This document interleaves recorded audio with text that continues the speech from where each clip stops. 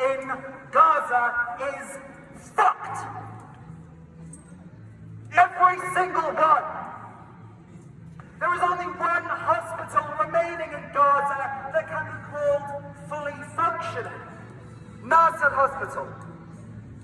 In southern Gaza. One hospital for 2 million people. And the night before last, the area all around it in Khan Yunis was carpet bombed.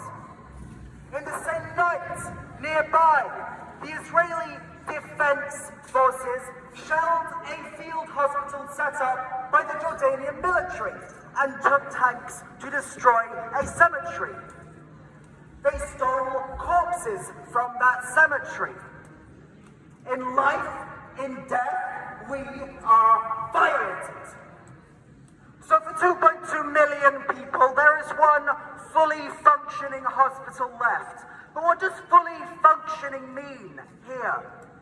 It has already been shelled multiple times. It has a capacity of 340 beds. There are 6 ambulances in the whole of Gaza. I have seen maimed, broken children being carried in donkey carts. There is no anesthetic in Gaza. C-sections and amputations are being carried out with no anesthetic. You might have seen the video of the doctor who had to amputate his own daughter's leg at home on the dining room table with no anesthetic, with no masks or gloves. He had to put his daughter's leg in a plastic bag. One of those. Look, there you go. Your own daughter's leg in a plastic bag. Your leg in a plastic bag. People aren't just going to Nasser for medical care. It is one of the only big buildings still standing, so they go there for shelter. The night before last, when Nasser was being bombed, there were videos of these 7,000 people sheltering at Nasser Hospital. A hospital with a capacity of 340 beds. They had already been displaced multiple times because they were convinced that, and they were running because they were convinced that, just like Al-Shifa Hospital before it, Israeli Defense Forces would bomb it, then surround it, then invade it, then kidnap, terrorize, and kill people inside on their fucking hospital beds. Instead, what they've done is carpet bomb the area around, killing at least 23 people, putting more pressure on the hospital to treat the injured, and destroying even more structures where people would have been able to shelter. Again, putting more pressure on the hospital when it takes them in. There is no food in Gaza. There are barely any medical supplies. Think of the last time you went to hospital. Picture it. Was there food? Did you eat? Do you think the doctors and nurses ate? How many medical supplies did you see? How clean was it? How many cleaning supplies did you see? Did you come from home? Did you have a home to go back to? Did you go by car, by bus, by ambulance? There is no fuel in Gaza. Every single strategy and supply route for getting the hospital what it needs is fucked. Supermarkets and shops are fucked. Schools are fucked. Families, the support system many of us have the privilege to rely on, are fucked.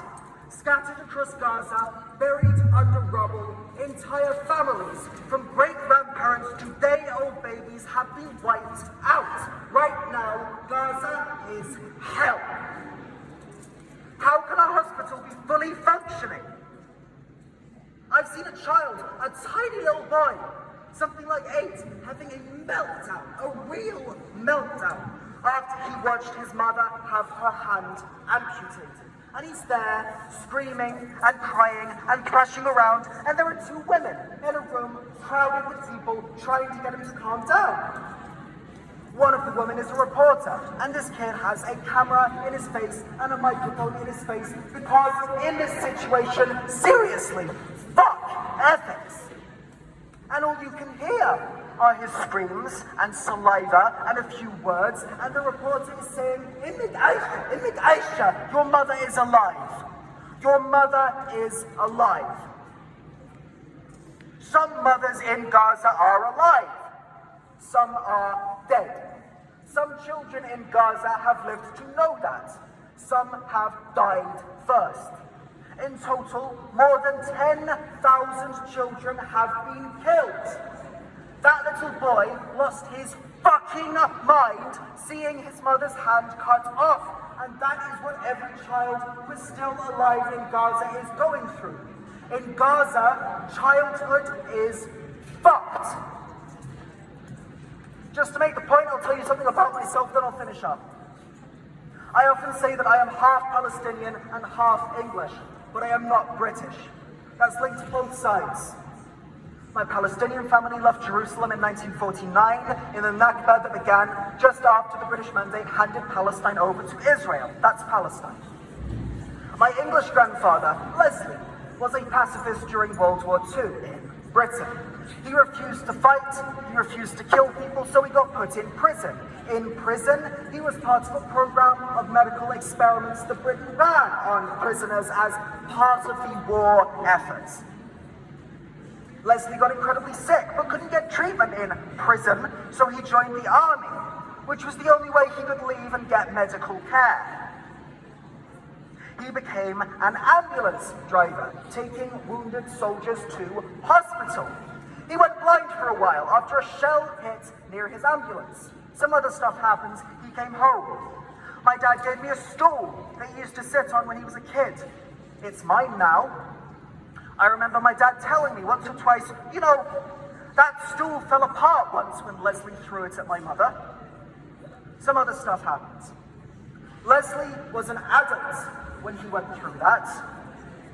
In Gaza, children are living 10, 20, 30 times that every day for 104 days and have been for years. Leslie could go to hospital.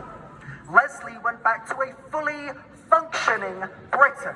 My dad grew up in a fully functioning Britain. Fully functioning largely because of the wealth it had stolen from other countries. Leslie had a bad time. Violet, my grandmother, had a bad time.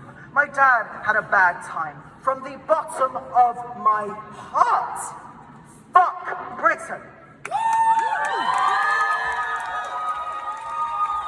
I am still dealing every day with the after effects of that, and Leslie and Violet died before I was born. In Gaza, childhood is fucked. Hannah Arendt, the German, Jewish, American political theorist, talked about a decisive moment when she and German-speaking Jews she knew could no longer have the same relationship with the German language that they had had. She says, the decisive moment for us was not 1933. It was the day we learned of Auschwitz in 1943. Before that, we simply thought we had enemies. Of course, one should have enemies. It is the most natural thing on earth. But that was something different. And I am not talking about the number of dead. I am talking about the techniques and the treatment of the corpses. There, something happened with which none of us will ever be finished. I want to leave you all with a gift. It might be a spell if you believe in those, and I'm trusting you all to hold on to it. I don't want you to leave here without having the word fucked absolutely soldered, absolutely stuck in your memory when you hear it, when you think it, when you say it, to Israel's genocide in Gaza. There, something happened with which none of us will ever be finished.